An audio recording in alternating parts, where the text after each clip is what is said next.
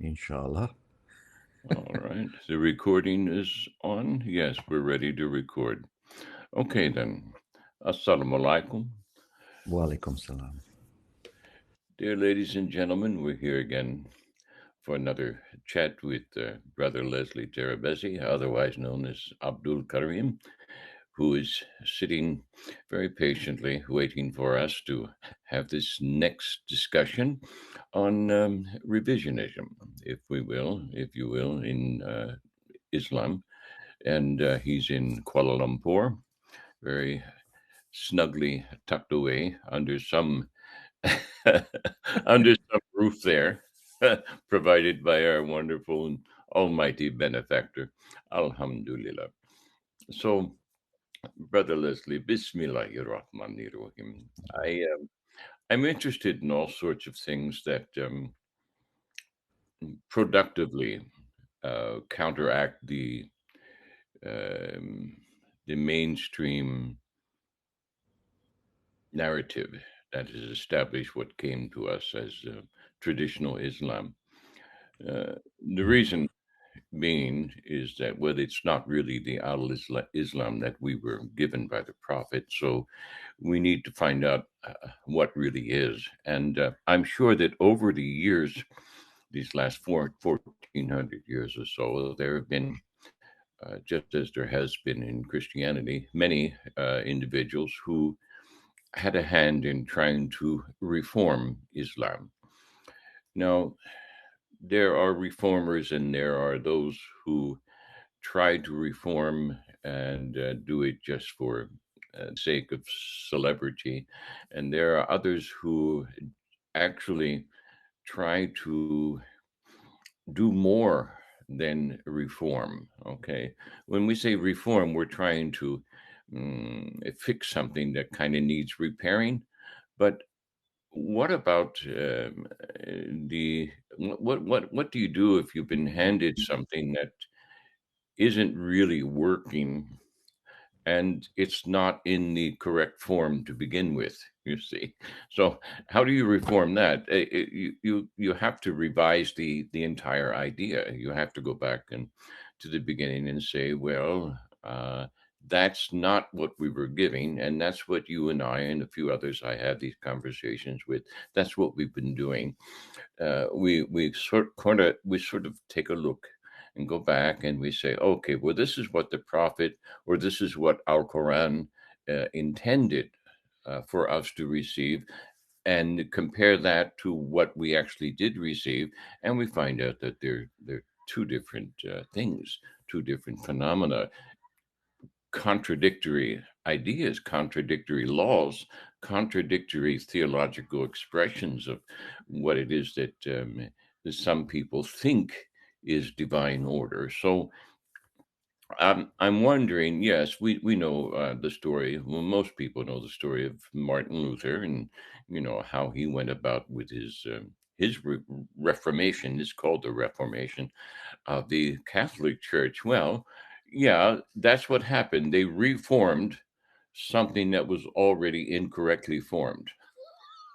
So we can use that term when we speak about the Catholic Reformation, because that's what happened. Lutheranism is just another form of Catholicism. They just removed a few items and allowed the priest to marry, and went on from there. They changed some of the vestments, the outer appearance, but the inner doctrines are pretty much the same, except for that of selling salvation, you see, which is what the church was doing. Anyway, imagine Martin Luther, his day, okay, and this caused an awful lot of bloodshed, all right? So let's not lose sight of that. Um, he worked out a thesis step by step, pretty much like you did. Okay, with your approach to the Islamic approach to warfare and trying to justify it theologically, which there is no justification for it. Um, so that's a straw man argument to begin with, you see. So, uh, but the Catholics actually did establish this, what came to us as the Catholic Church. And Martin Luther said, no, you can't do this. You can't sell salvation. Salvation is this free gift. And then they based it all on this false theology. And so he nailed his thesis to the door. And without the backing of some strong, mighty men like Abu Bakr, whoever those kings were, those little kings were in Germany that stood behind him, they went to war. And eventually, Germany lost that war because what happened with the First and Second World War was the completion of the Counter Reformation as conducted by the Jesuits. They absolutely, completely destroyed Germany for this reason alone. And this has roots going way back into the Roman Empire and the opposition of the Germanic peoples to Rome from the get go, you see. And so now Germany stands defeated, and they're pretending to be some sort of a lion over there in Europe, but they're not really the nation they used to be. They've lost. They've lost their esprit de corps, just like Islam lost its esprit de corps. Anyway, Martin Luther did this. And so we can call him a reformer. We really can't call him a revisionist. You see, I suppose there's a difference between them. So he reformed the Catholic Church and he made it into German Catholicity, which which translates as Lutheranism.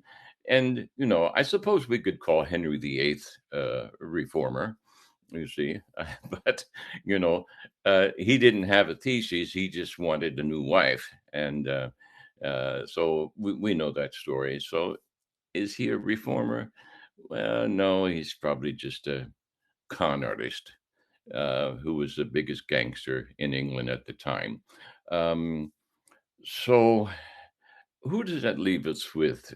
Has Christianity been reformed? Well, the best reformer of Christianity that comes to my mind, is the esoteric reform of Rudolf Steiner, who established with the what you might want to call the Church of Anthroposophy just about 100 years ago, before things got heated up in Europe, and all kinds of people got angry with him too. And he incorporates ideas, the ancient Hindu ideas, reincarnation, and he says so and so was such and such a person in a previous life, and then he brings all this historic vain historicity into play, and he tries to explain it in terms of the cosmic Christos, if you will. So this was a real revision, and because it had nothing to do with what came to us as Catholicism or even Christianity. Esoteric Christianity is a completely different animal. So we know about some of those efforts made by some of the reformers and revisionists in Christian history. And I suppose that there are equivalents in all of the major world religions and the minor world religions as well. None of these stand without someone who comes along once every 3 or 4 generations that says, no, that's not what the prophet meant. That's not what so and so meant. This is what he meant. And this is what we should do if we want to get back in God's favor. Look around you. We've lost God's favor. The grace isn't there. And what is this grace? It's the manifestation of autonomy, in freedom, in liberty, you see, without having to compromise with some sort of organized gang that is promoting evil and totally submitted to the nafs. So I'm sure that Islam has such people from time to time. My question is, well, do any of these reformers or revisionists come to mind and stand out apart from the others? In your mind, in your experience, in your knowledge of the historicity of Islam, and your knowledge of the theological repercussions that they tried to counteract, you see. And how successful were these people? Did they just wind up forming another sect?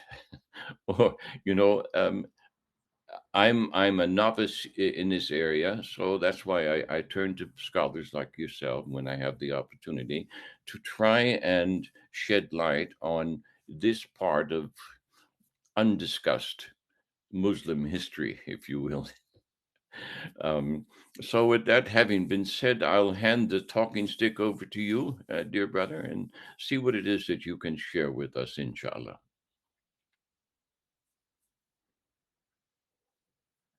Uh-oh, we can't hear you. I'm so sorry, I forgot to unmute myself. All right. Yeah, thank you, Brother Omar, for that wonderful introduction. And yeah, just before I begin, may I take a couple of seconds to Of do my course, customary? of course.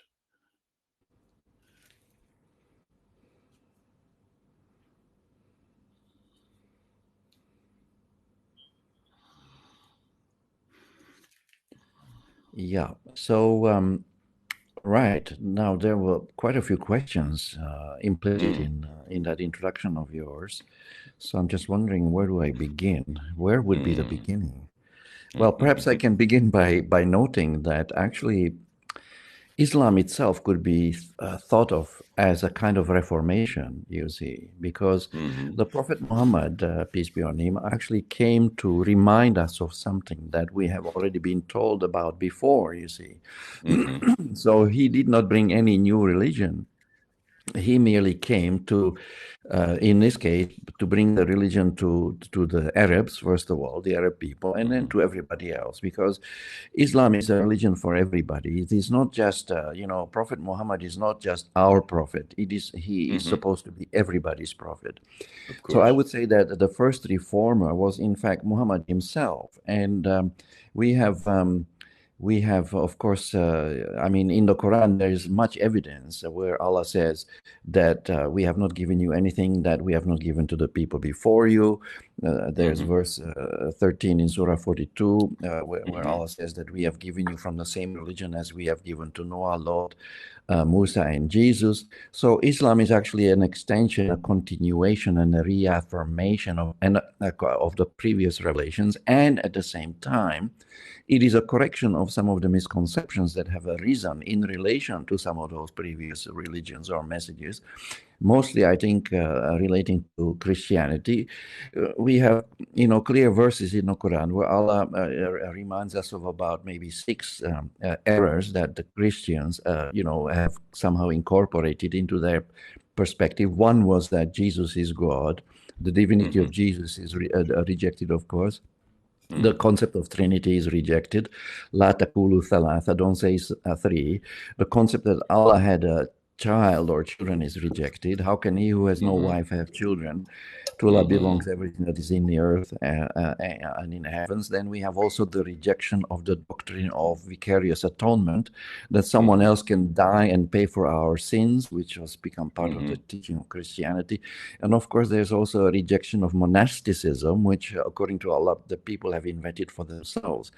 So mm, these are some major, major corrections to the mm, misconceptions that have arisen through misinterpretation of the teaching that was originally given to Jesus, peace be on him. And from this, we can also draw another general lesson, is that every time a messenger comes, several things happen.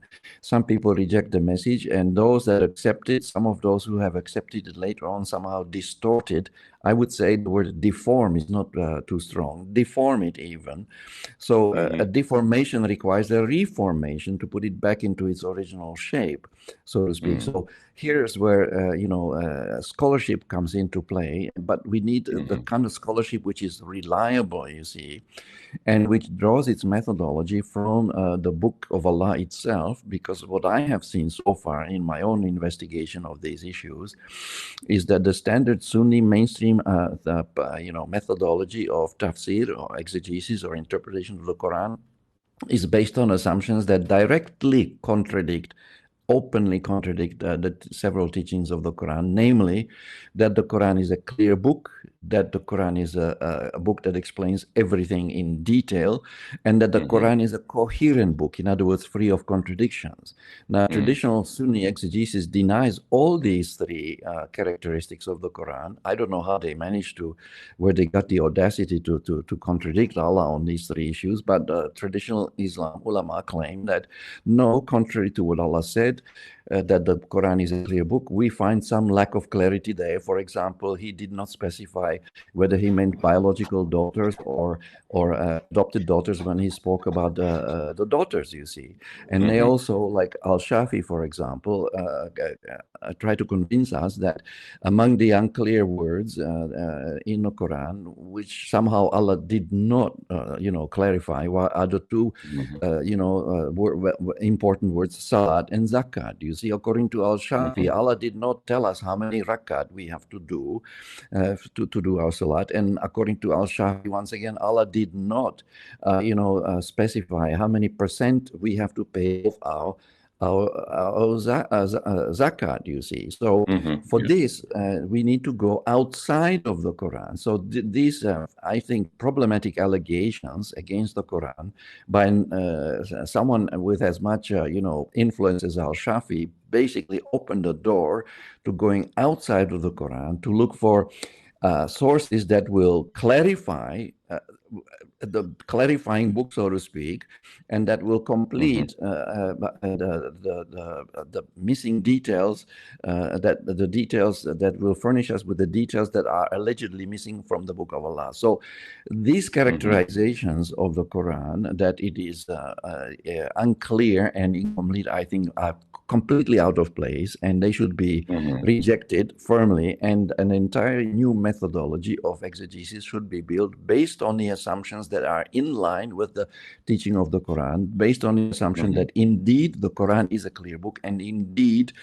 it is a fully detailed book. There's nothing missing from the book, you see. And also, of course, for the allegation that the Quran contains contradictions, the ulama, including Al-Shafi, went to the so-called doctrine of abrogation, whereby they claimed that verses revealed later abrogate verses revealed earlier, and this is how, according to them, we can get past these alleged contradictions. But to me, once again, this is not an accurate characterization of the Book of Allah. There are no contradictions in it. The contradiction is perhaps in the mind of the reader. And the Shafis and the Hanafis, unfortunately, they built an entire system based on these false premises, weak foundations, actually foundations that have no basis in the Quran at all. They developed the science of the whole system of classifying words into clear and unclear. And I remember reading in the book by Shukriya Hossein Ramij called Language and the Interpretation of Islamic Law, that the Shafis have altogether 6 classes of words. 3 of them are allegedly unclear, including mutashabihat, which is a wrong rendition of the word in the first place, because mutashabihat does not mean unclear. It means allegorical or something. It implies similitude, right, or metaphorical. So the Shafis have come up with 3 classes of unclear words, while the Hanafis went even higher than that. They have altogether 10 classes of words. First, both of them classify all words into clear and unclear. And under the category of unclear words, the Hanafis have actually 5 different classes of unclear words. Now, I cannot believe that this actually happened, traditional tafsir, but why did that happen? I mean, we can look at the reasons. One major reason, I think, for this is that the ulama as a whole, although there were some exception, sort of shied away from the use of reason or aql or rationality in their reading of the Quran. Now, the moment you shut down your mind or you refrain from using it to its full capacity, you are going to have problems, because you will not be able to understand anything, let alone a book like the Quran, without recourse to the brain, to the mind, and without using your reason. And we know already that, for example, in Bukhari, there's not a single book on aql or the intellect, right? So, it's, and this is very strange, because also we have, Shatibi, who postulated the protection of the intellect as one of the higher objectives of the Sharia. Well, if it is one of the higher objectives of the Sharia, why are so many other Sunnis saying bad things about reason and rationality, you see? So, Mm-hmm. and we have other examples. I think even Al-Ghazali, Imam Al-Ghazali rejected rationality in the form of when he rejected a big part of it when he rejected the concept of causality, the relationship between cause and effect. So the rejection of reason was probably among one of the leading reasons why the Quran was misunderstood, and a very poor, problematic, I would say, substandard methodology of exegesis was developed on this basis. We need to remember also that according to traditional Sunni thought, a Mm-hmm. mukallaf is a person who is in full possession of his rational faculty, a legally responsible person, mukallaf. So now, when the Mm-hmm. ulama declare that we cannot use our reason to understand revelation or the Quran, and they have a hadith to that effect. Two of the Mm-hmm. hadiths are quoted by Abdullah Sa'id in his book Islam and Introduction. And there's another hadith, according to which the Prophet allegedly said that, described reason-based tafsir as a form of kufr. Yeah, and by the way, the word kufr and fikr, that they are quite closely related. There was the notion also among traditional Muslims, still is, that there is something called kufr al-fikr or fikr al-kufr. In other words, disbelief that arises from thinking. Now, that is absurd, So where did Mm-hmm. this bias come against thinking come? Well, I think it came also from the clash between the so-called rationalists on the one hand and the traditionalists on the other hand, where the rationalists like Imam Abu Hanifa, the Ahlul al-Rai, prefer to use reason to understand revelation, but the traditionists, because they, due to their enchantment with tradition, they became spellbound, as I sometimes think of it. They Mm-hmm. did not trust reason to give them the correct understanding. Rather, they would imitate, blindly follow their forefathers. In other words, they prefer to do something that is actually explicitly discouraged in the Quran. We are told Mm-hmm. repeatedly not to follow the ways of our forefathers, but the people who follow hadith are doing it. I mean, the man-made hadiths are doing exactly that. So you Mm-hmm. see, and by the way, this clash, so-called clash between the Ahlul Rai and the Ahlul Hadith has another dimension. The more I Mm-hmm. read about the subject, the more I realized that the clash was, yes, it was a clash between people who wanted to use reason and people who wanted to use tradition to get a better understanding of revelation. But the people that use reason also included another group, which, by the way, is not mentioned at all by some traditional scholars. And here I can perhaps mention, without Mm-hmm. intending any malice, the late Professor Dr. Taha Jabir Awani. When I scanned his last three books, Islamic reform, issues in Islamic Mm-hmm. reform, and reviving the balance between Quran and tradition.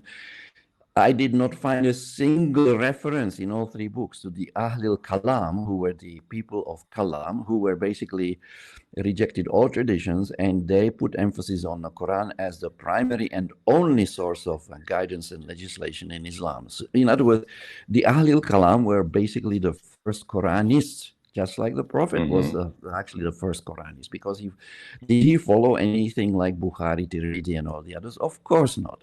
So anyone who thinks who is following Bukhari, Tirmidhi, Nasai, and all the others, and thinks that he is following the Sunnah of the Prophet, I'm sorry, brother, you are seriously misguided, because the Prophet never even heard of those people, let alone follow them. They did not exist during Mm-hmm. his time. So the real Sunnah of the Prophet was to follow the Quran, the Book of Allah, which is what was Mm-hmm. revealed to the Prophet, and he was in fact asked to follow that which is revealed to him, and he refused to change it. When people asked him, they said, change this Quran or bring us a different Quran. No, he cannot do it, you see. Mm-hmm. So the real clash, I think, was as much between the Ahlul Quran, the Quranists, and the traditionists, as it is until this day. In fact, we can see these clashes in Clubhouse, for example, where we have, Mm-hmm. broadly speaking, two groups, the Quranists and the traditionists, and we clash almost every day over this issue. That clash Mm-hmm. was there from the very beginning, you see. Mm. And in fact, even Who the who people who were these people? Who were these people you mentioned? The Yeah, sure. people of Like, Kalam. yeah, No. yeah. Well, one was, they were the Mu'tazilites, according to, Mustafa Akyol in a paper that he wrote. You can find it online. I think I put it in that Mm-hmm. bibliography I sent you from the Cato Mm-hmm. Yeah. Institute. The Mu'tazilite were known as rationalists, people of Tawheed and justice. They like to use reason. They believed in freedom of the will. Israel. And they were the first ones, in fact, who formulated Kalam theology, which was a kind of rationalistic theology based on the Quran, which was intended to respond to some of the secular or philosophers who had reservations about Islamic philosophy, so to speak, because to them perhaps the Islamic philosophy was a contradiction in terms. I don't think it is. Hmm. So the kalam, the theology, Islamic theology, was formulated as a way of responding to these rationalistic, I suppose you could call them attacks on the Islamic Hmm. faith. So the Mu'tazilites were in fact the ones who first formulated, the kalam. So many of the Mu'tazilites were in fact Ahl al-Kalam, and one of them, in fact, his name was, Ibrahim al-Nazar.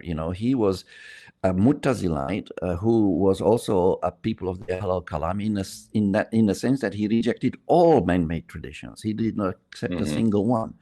The later Mu'tazilites, and also including Abu Hanifa, who is known as a nationalist, the leader of the Ahl al-Rai, the first of the four imams, he apparently also had a very strict standard for accepting man-made hadith, and he would only accept, according to Daniel Brown in his book Rethinking Tradition in Modern Islamic Thought, Abu Hmm. Hanifa would only accept one kind of tradition, and that had to be a tradition where the words of the Prophet were recorded verbatim. In other words, exactly how he said them, not a Hmm. paraphrase of a paraphrase, as almost all the other hadiths are, you see. Hmm. So we had this, conflict from the very beginning. And later Hmm. on, you were asking me earlier about who were the people who were standing up, against Yes. this revisionism. Well, among the first people were the Ahlul Kalam, in fact, you see.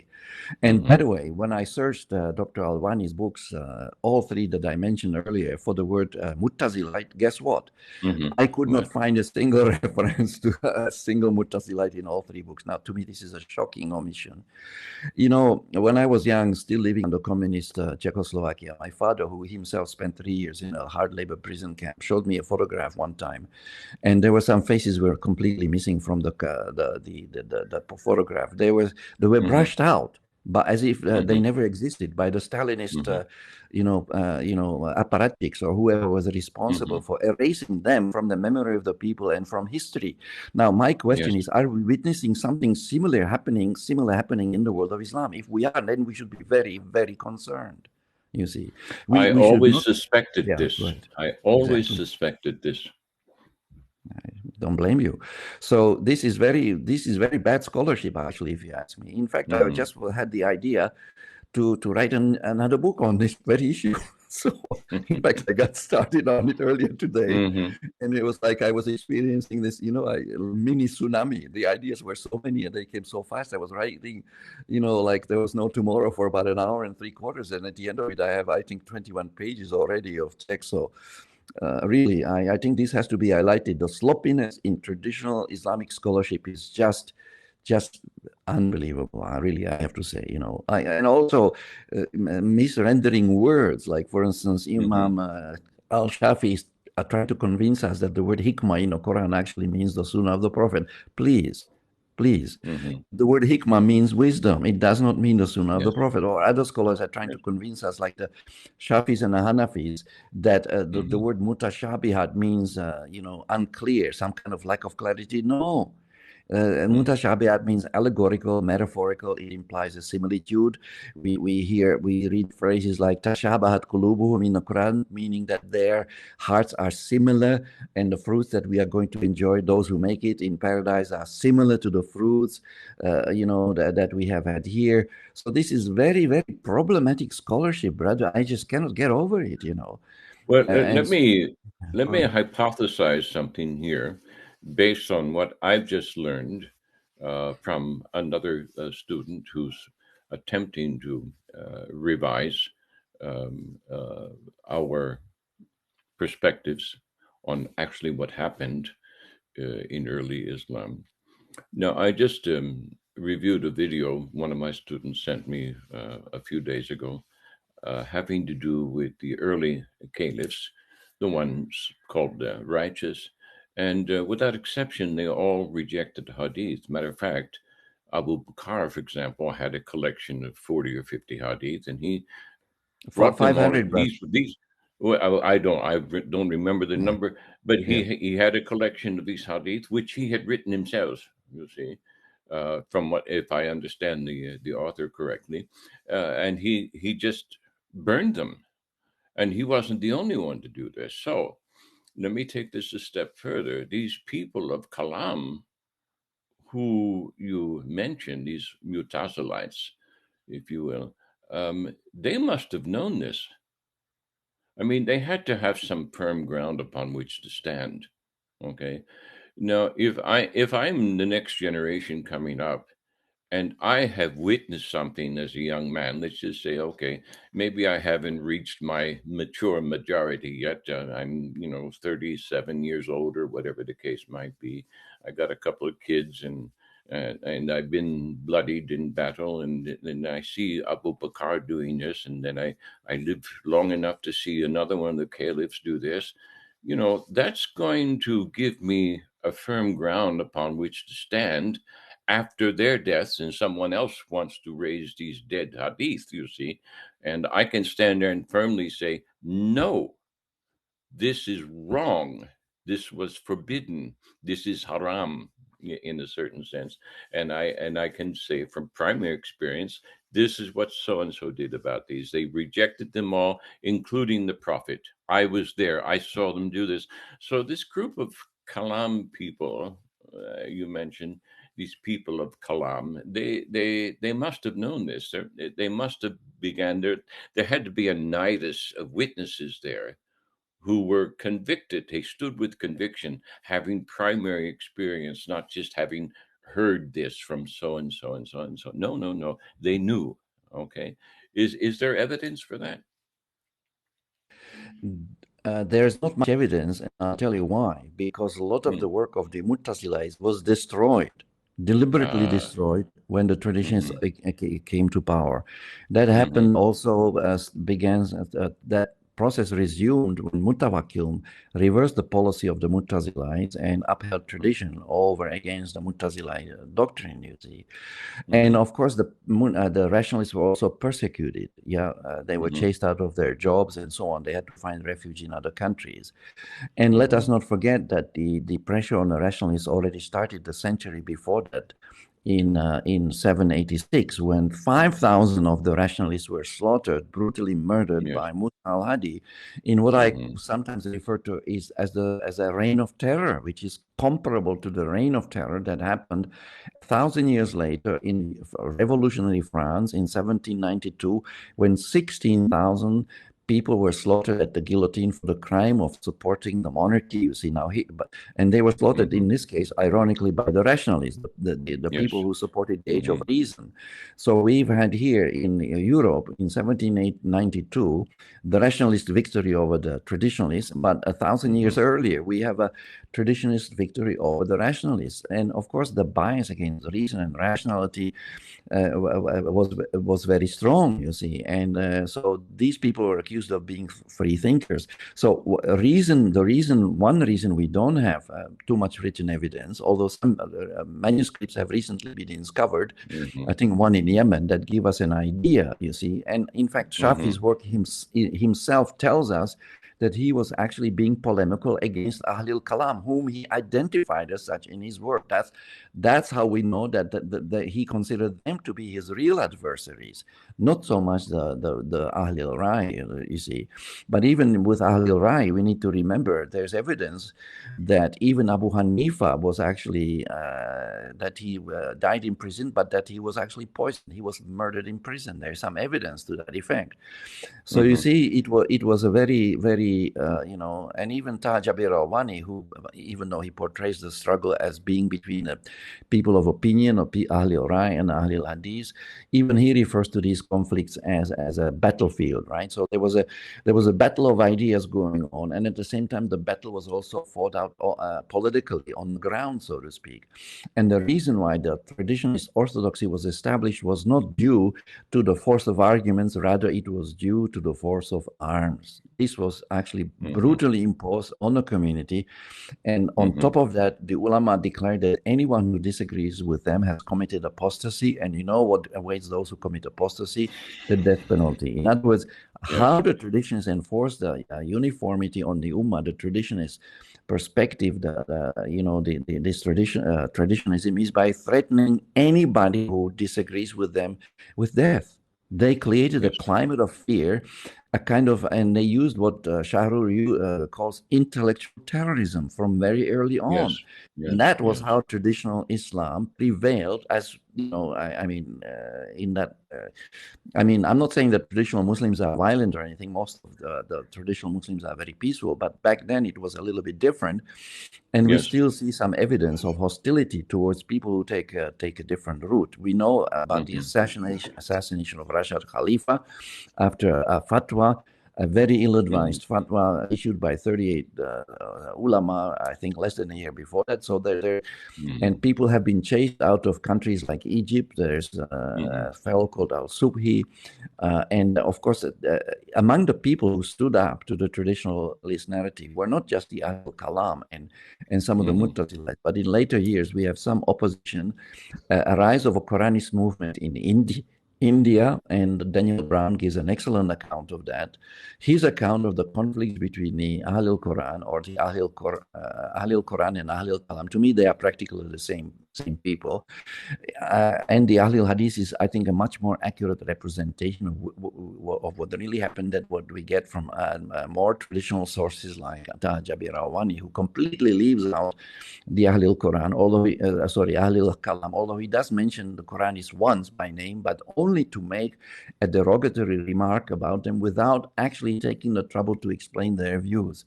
So that was, Mm-hmm. again, I think, rather ill-advised remark on his part, because unless you are willing to tell us what they did wrong, they don't criticize them. It was as if a judge had Mm-hmm. condemned an accused without to a punishment without actually hearing him out, without giving him Yes. a chance to defend himself. So this is once again Mm-hmm. a very I don't know, this is not befitting of a scholar to simply drop Mm-hmm. a remark like that without giving evidence and Mm-hmm. substantiation for his allegation. But this is unfortunately what is happening. So, and Mm-hmm. also we should remind ourselves there are people in Egypt who were also Quran-centric or Quranists. And among the reformers, of course, we have in India, Said Ahmad Khan, who was the founder of the institution that is now known to as the Al-Garth University. Traditional Muslims have a bone to pick with him because he was kind of like somewhat pro-British in his outlook. They Mm-hmm. call him some kind of sympathizer with the colonial powers. Allah knows best whether that was true, Mm-hmm. and if so, to what extent. But then also, of course, in Egypt, we have reformers, and elsewhere we have the two people, Muhammad Abdu, and before him, Jamaluddin al-Afghani. They were reformers who stood up to the traditional perspectives, and they stood out. Abdu tried to reform Al-Azhar, but I understand that after he left, many of the reforms that he implemented were reversed, you see, by the traditionalists. So it Mm-hmm. was back to square one, back to business as usual. So, among the modern contemporary writers, we have people like Muhammad Assad, whose book, the translation of the Quran, was banned in Saudi Arabia on the grounds that it was a Mu'tazilite or a rationalist translation. Okay, so Mm-hmm.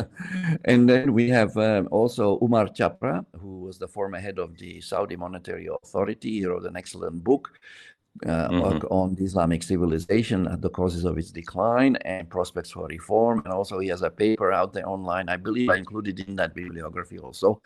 The paper is titled, "Is Rationalism Possible in the Muslim World?" So these are some Mm-hmm. of the people who have, and of course we have in our modern day and age, we had Rashid Khalifa who had reservations about the hadith. And we have people like Brother Edip Yüksel, who has also been doing a lot of work in this area, and others, many others. Sister Aisha Musa has written on this, and we have quite a few Quran-centric people actually all over the world. But Mm-hmm. it's something of an uphill struggle, but I think the momentum is there. If I can judge from the reports that we get from the Arab-speaking rooms on Clubhouse, Mm-hmm. these rooms where the Quranists are, moderating the room, sometimes have hundreds of people in them. So the interest in a Quran-centric perspective is very, very strong, at least on this particular app, where Mm-hmm. people meet and share ideas. So those were just some of the people that, and of course, even our very own institute, the International Institute of Advanced Islamic Studies, its mandate should I say, let's say, is to spearhead the reform of the Islamic, the renewal, let me put it that way, of the Islamic civilization. The institute was set up on the initiative of our former Prime Minister, Dato Abdullah Ahmad Haji Badawi, and the institute continues to exist now under different leadership. But that is basically the main objective of the institute is to spearhead the renewal of the Muslim civilization. I think the best way to do that is to go back to the roots, back to the Quran, and back also, I would agree with the Salafis, to the Sunnah, but with one qualification: not Sunnah as they understand it, but Sunnah as it was actually practiced by the Prophet. In other words, following the Quran. In other words, we need to revise also our understanding of the Prophet's Sunnah, because it is not what people are telling us, you see, because it is based on these hearsay reports. And by the way, these reports had a political beginning, as you touched on earlier. The hadiths were collected at the orders, or they were commissioned by the ruling caliphs, and there are three of them. Daniel Brown mentions Ibn Hisham, who commissioned someone, I think, called Al-Zuhri to collect the hadiths. And then Taha Jabir al-Wani mentions two caliphs, Al-Mansur, who asked, Imam Malik to compile the hadiths, and that's how we have the Muwatta. And then we have also Umar II, who asked someone called, I think, Abu Bakr to do the same. Now, these scholars actually, there's evidence they had reservations about doing it, because they remember the statement of the Prophet according to which he prohibited writing down a hadith.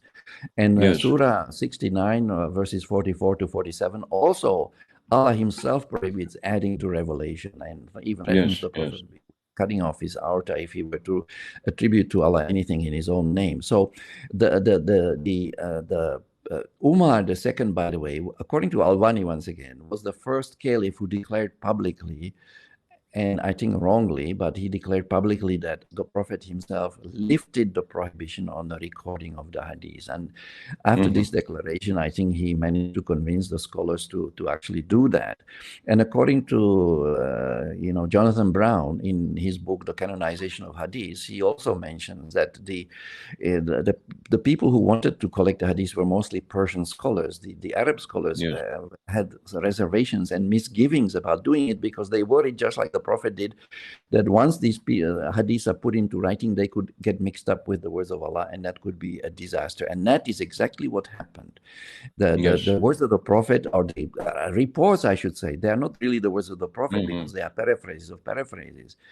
The hearsay, basically, the words of the transmitters, the paraphrase of paraphrases, have been mixed up with the words of the Quran, and this confused the Ummah tremendously, and also had a very negative impact on the Sharia, which included death penalties for blasphemy, apostasy, and adultery, which are not at all mentioned in the Quran. All these punishments come from outside. So the Sharia here actually departs from the teaching of the Quran on those three subjects, you see. So the Sharia became extreme in these three areas, because it relied on outside sources to derive the law on these three actions, you see. So a massive disaster. And so people like Ibn Baz in Saudi Arabia tells us openly and explicitly that the Sunnah is a part of the Quran. This is a verbatim quotation, brother, and that it is inseparable from the Quran. And there are other scholars who go even farther than that. They claim that even the tafsir, the commentaries, the exegesis of the scholars becomes part of the Quran. Now, please help me out. What is going on here? This is catastrophic, really. A serious breakdown of jurisprudence and exegesis, triggered by, I think, two factors: enchantment with tradition and a breakdown of reason, or the repression of reason and rationality. So if we want to have a serious renewal, we have to rehabilitate reason, re-engage reason in our understanding of revelation. And also we have to do away with many of these falsehoods, the bad readings of the Quran. And we also should check out, problematic teachings like the doctrine of abrogation and the doctrine of predestination, which are both serious aberrations and entirely contrary to the teaching of the Quran. Thank you. I can't help but think, dear brother, that most of our traditionalists, uh, Muslim traditionalists, if you were to remove the hadith, and let's just imagine, they've become like drug addicts, actually. If you remove the hadith, just like you would remove the substance that is being abused from an addict, they would go through withdrawal symptoms because they have nothing else to stand on.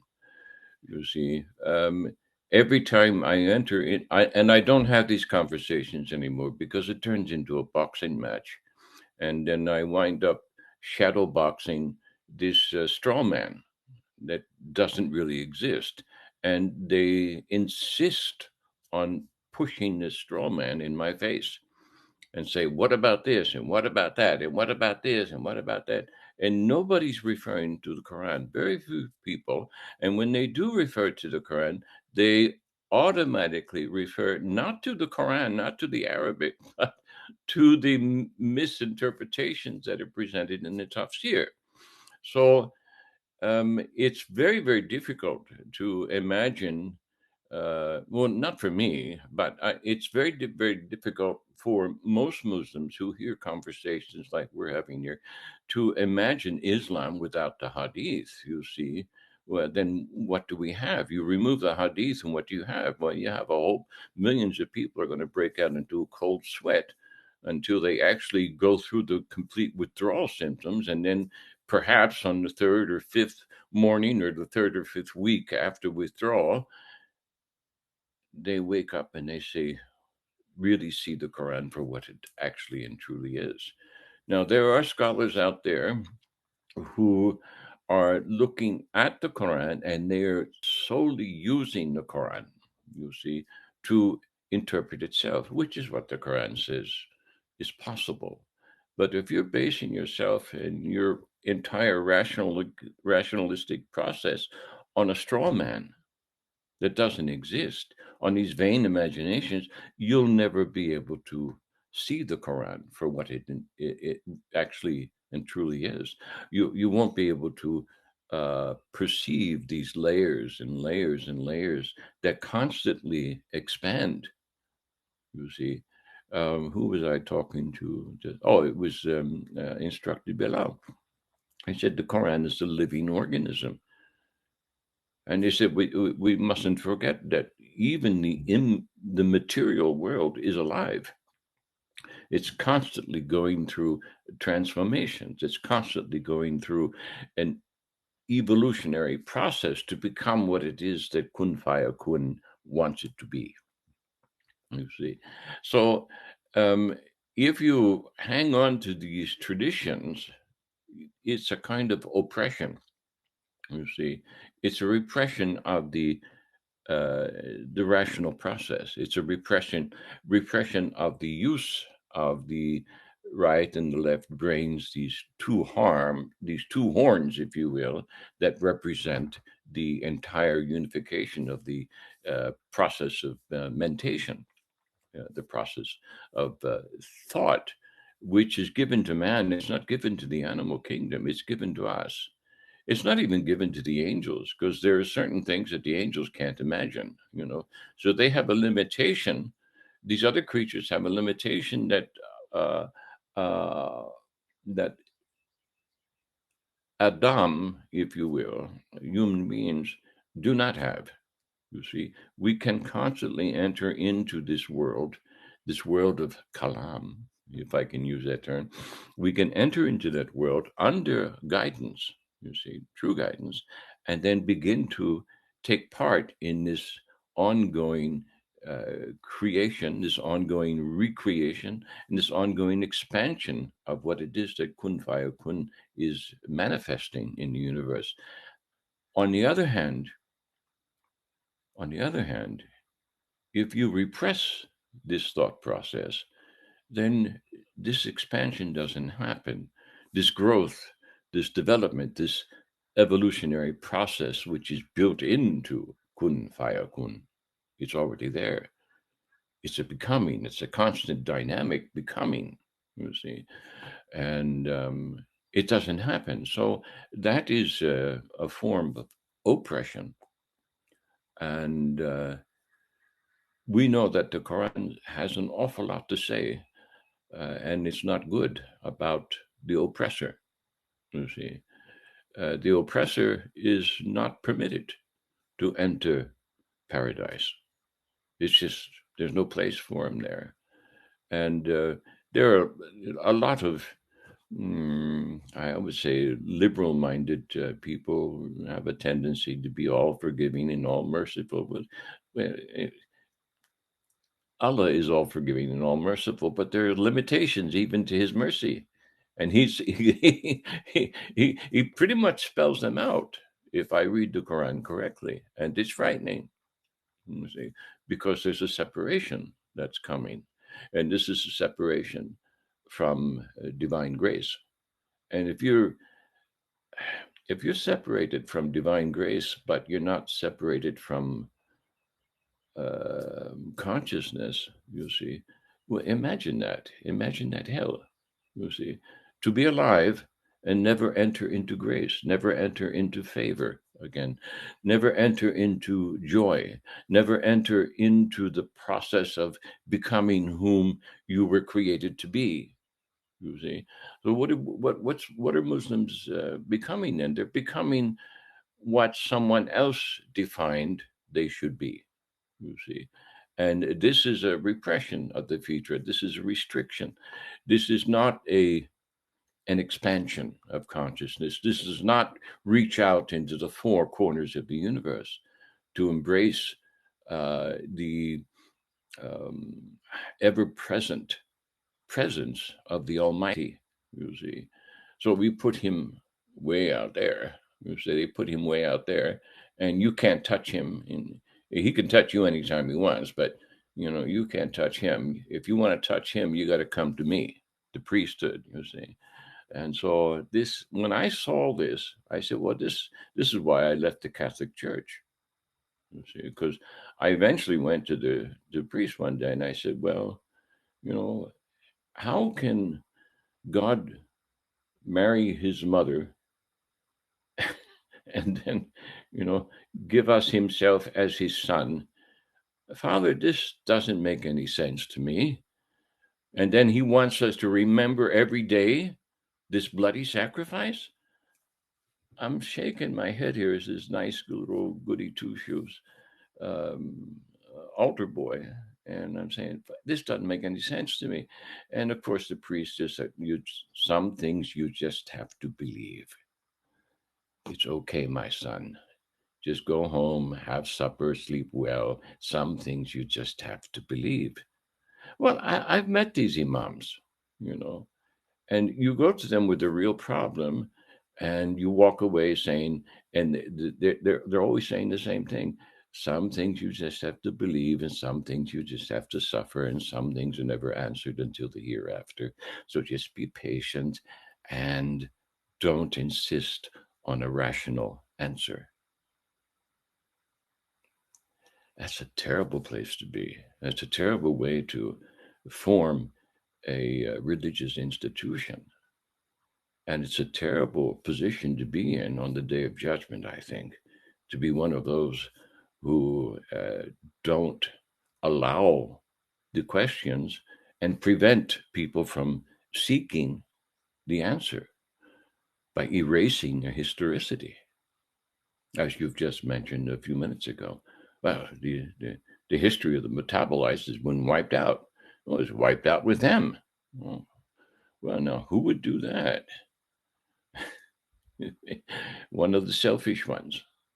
You see, there's your answer right there. One of the selfish ones. So, what I'm trying to do as we're going along with this dialogue here, dear brother, is say, okay, well, who were these selfish ones, and who were those who succumbed to the doctrines of the selfish ones?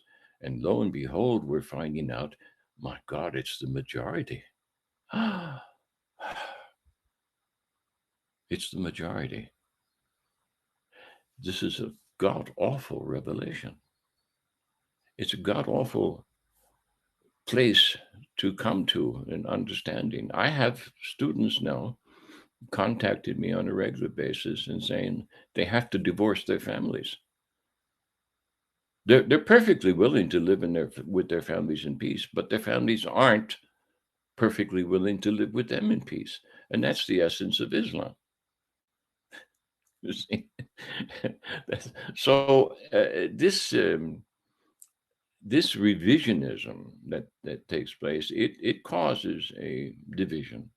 And this brings me to mind of something that Isa is said to have said in the New Testament. He said, I think not that I've come to bring peace. No, I come to bring a sword, to divide father from son, husband from wife. Yeah, I've seen it now. I've seen it. It's happened and it's real. And people are trying to compromise their theological positions within their own heart with sentimentality. Okay, well, I have to obey my mother. You see, oh, you do. Who said that? Well, mother, heaven lies at the foot of the mother. You see. Oh, gosh. Well, I have a problem with that. You see, I really do. First of all, it's not in the Quran. I don't think. I think this is another one of these hadith sayings, and it's taken over the hearts of most people in the Middle East. So much so that they will oppress the women and then they will honor them at the same time. So this is a dichotomy that is, at odds with itself. It's a form of madness. And didn't you just say that the only sober people are those who use their mind? You see, and then they're refusing to let you use it. So here's a perfect example of allowing madness, a form of madness, to dictate the social norms. Okay. I know men who are married to women whom they're oppressing in deference to pleasing their mother. Now, I have a problem with that. I'm supposed to love my mother. I'm not necessarily supposed to please her. I'm supposed to please Allah subhanahu wa ta'ala. You see? And so we have a whole bunch of people. There's a real problem in the Middle East, you see, because the mothers in Islam there, the Muslim mothers, they're getting together and they have these family gatherings. And it didn't used to be this way, but it's coming more in this direction, where the people are gathering for these family gatherings and they're smoking the shisha pipe. Well, it's not they're passing the hookah around, but it's not just shisha. It is mixed with GHAT, which is a cocaine-like substance. You see, so they're all getting high, and they're calling it a family gathering. And God help you if you don't get involved. You're going to get marginalized. You'll be divorced. And well, Mama sends the invitation. You can't disobey Mama.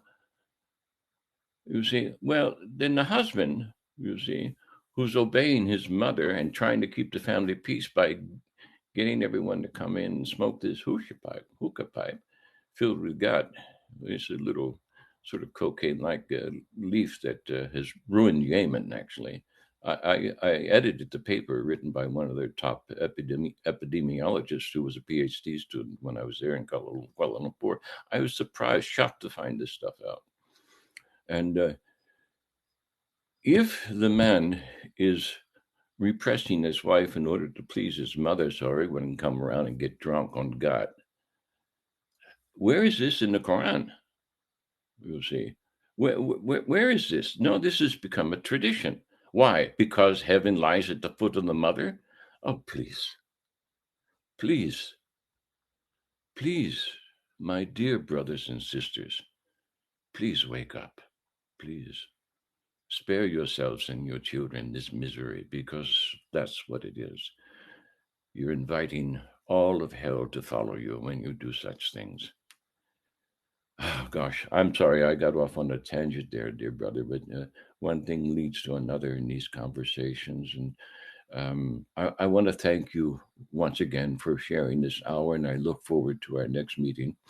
And we'll take up this theme.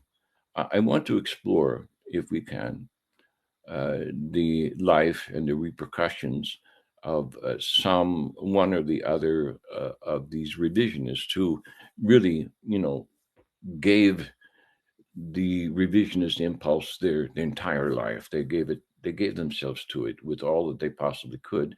And these revisionists, this kind of doctrine, this kind of teaching, this kind of reasonings has been kept away from the Ummah. So I would like to bring some of these individuals, using your knowledge of this historicity, you see, to the focus. Yeah, let's look at your bibliography a little bit and see if we can't expand it a bit. All right, because I think this is very, very important.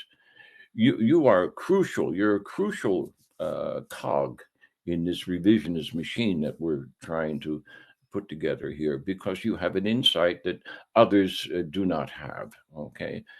Because you've examined the history, you've examined the sociology, you've examined the the psychology, and the philosophy, and the socio-political ramifications.